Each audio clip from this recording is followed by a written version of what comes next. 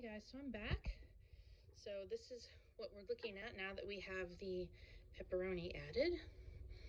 You can kind of see the consistency there. This is actually coming out a little thicker.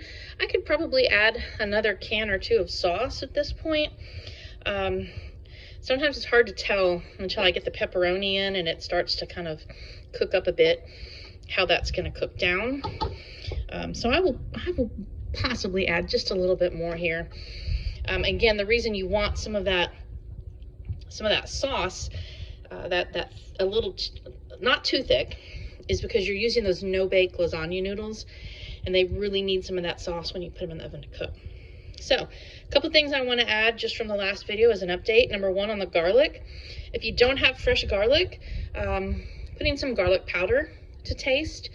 I also usually have a jar of that minced garlic.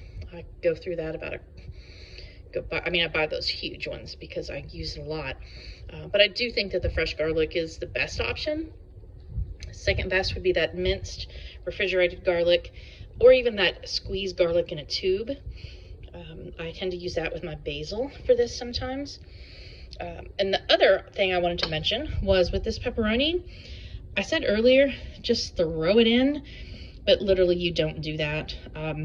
You do want to separate the pepperoni. You don't want like a big clump of pepperoni just thrown into the sauce, which then becomes kind of tricky to stir it and break it up. So I do take the time to kind of separate it and sprinkle it about in the pan. All right, so that is the consistency that you're looking for. Again, I could even take this down a little bit with another jar of sauce, maybe even two. Might do that, but I did want y'all to see what it looks like with the pepperoni. And it's a shame that you can't smell it right now because it smells amazing.